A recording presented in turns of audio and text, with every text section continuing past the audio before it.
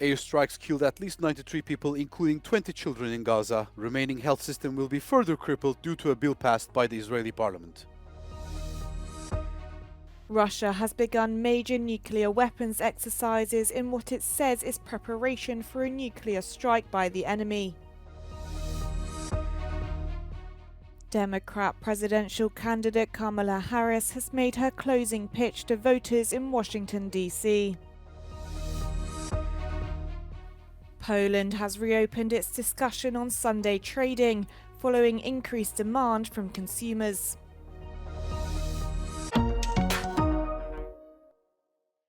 At least 93 people have been killed in a massive Israeli attack on northern Gaza early Tuesday morning.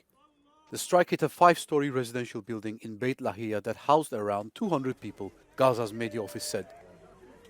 According to Health Ministry, 20 children were among the dead and dozens remain missing under the rubble.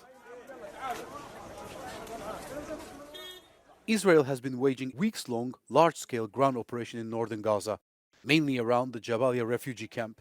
Over the weekend, IDF forces raided the Kamal Adwan hospital, detaining dozens of medics. Its director says the hospital is overwhelmed by the wave of wounded people from Tuesday's strike, stating that the healthcare system has completely collapsed. On Monday, Israeli lawmakers voted to ban UN refugee agency responsible for providing aid to Palestinians from operating within Israeli territory. The move risks crippling the flow of humanitarian aid into Gaza to new lows.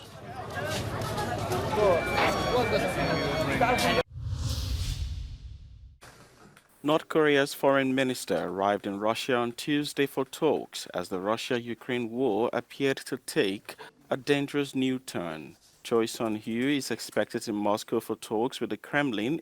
The visit comes a day after NATO confirmed North Korean troops were deployed to support Russian forces in the border town of Kursk. Pyongyang and Moscow have not directly admitted that North Korean troops are present in Russia, but claim that their military cooperation conforms with international law. Meanwhile, Ukraine's President Volodymyr Zelensky has said the North Korean moves were sending the war into a new phase. Zelensky claims North Korean troops are poised to deploy on the battlefield as early as this weekend. South Korea has said it may start supplying weapons to Ukraine if North Korean troops joined Russia's war. The Ukraine conflict broke out when Russia invaded its neighbor in February 2022. Russia has begun major nuclear weapons exercises, which its defense ministry describes as preparation for a potential nuclear strike by the enemy. The drills included the test fires of intercontinental ballistic missiles from the Kamchatka Peninsula and 2 nuclear submarines, as well as practice launches of long-range cruise missiles from nuclear-capable strategic bombers. The Defense Ministry said that all the missiles reached their designated targets. It comes after weeks of Russian signals that Moscow will respond if the West allows Ukraine to use Western-supplied longer-range weapons to strike deep inside Russia. On his visit to Beijing, the president of Finland called on China to assist in de-escalating Russian nuclear activity.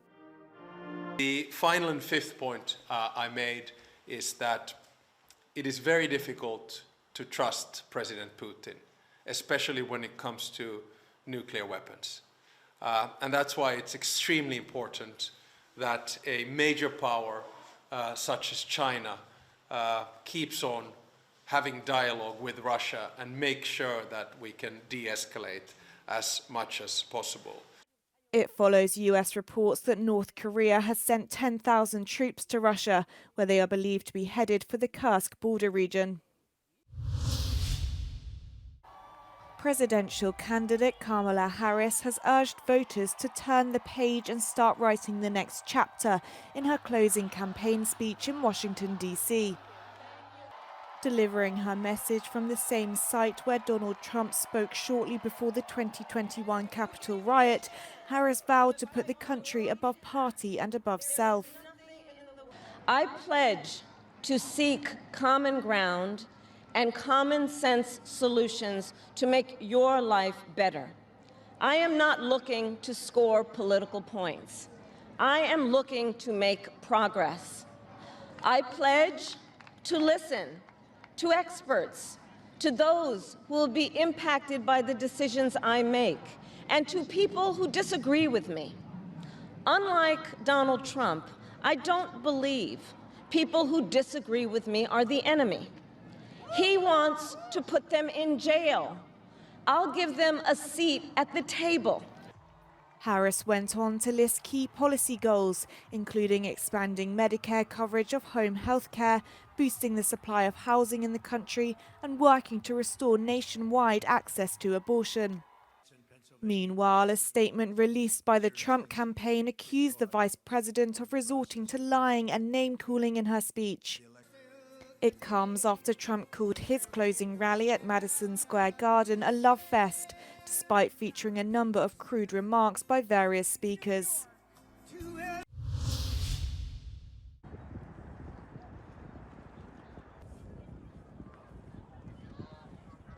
The EU and US agree on one thing: to ensure that China does not dominate the market for new technologies and green energy. However, their approaches differ. Washington favours decoupling, while Brussels prefers de-risking. Could the US presidential election change the game? So if Trump comes to power, we should expect more tariffs and sanctions, and also more pushing the allies towards decoupling. But I don't think that their scale would be significantly more than a Harris administration. I think there is a bipartisan consensus on how much of a big threat China is for the US.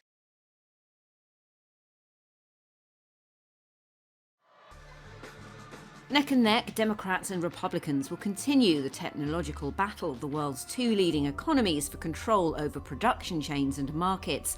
Only their methods differ. With Harris, again, we would see a continuation of what happened with Biden, which means more coordination, more exchange of information, more alignment of policy, which is both positive and negative. Positive in the sense of you have a very close ally that you can work with. Negative in the sense that we've seen a few episodes in which the US and Europe really struggled to align. The EU sees China as a trading partner and systemic rival. On the contrary, Washington sees Beijing as a competitor to its declining hegemony. So while the US has sought to decouple from China, the European Union does not want to cut off its links with the Asian giant because their supply chains are too intertwined. The 27 have, however, hardened their tone. They plan to introduce a surtax on electric vehicles from China and have launched an investigation into Chinese subsidies for solar panel manufacturers. In case of an escalation of the US-China relations, the tension between these two countries, the US would definitely come down hard on Europe for decoupling.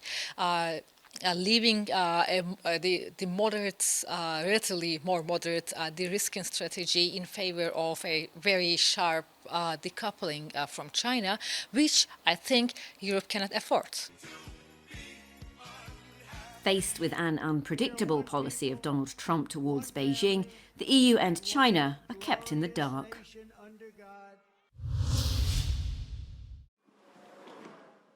A Belgian court sentenced over 100 people for drug-related crimes in the country's biggest drug trial. The defendants were part of a major criminal network which operated as far as South America and Morocco. The criminals were exposed after police hacked into phone service Sky ECC and intercepted messages for 2 years. The case shines light on Belgium's drug problem, with Antwerp's port being a main European gateway for the smuggling of cocaine. Ja, heel zware straffen. Men heeft heel duidelijk een voorbeeld willen geven, denk ik. Ik denk dat dat heel duidelijk is. De vraag is natuurlijk of dat zoden aan de dijk brengt. Ik denk niet dat we momenteel kunnen zeggen dat het cocaïneprobleem in Antwerpen of in Brussel of waar dan ook in Vlaanderen opgelost is. A total of 129 defendants were accused of being part of several drug gangs that were behind the large-scale import of cannabis and cocaine into Europe. Key gang members received sentences ranging from 7 to 17 years in prison, whereas other defendants received sentences ranging from 14 months to 15 years.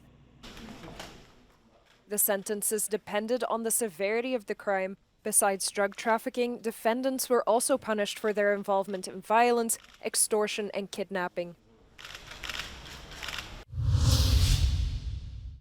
Poland has reopened its discussion on Sunday trading, following consumer calls for an additional day to run errands. Since 2018, a number of trade-related activities have been banned on Sundays, but experts say changing consumer habits indicate a need to reconsider these regulations.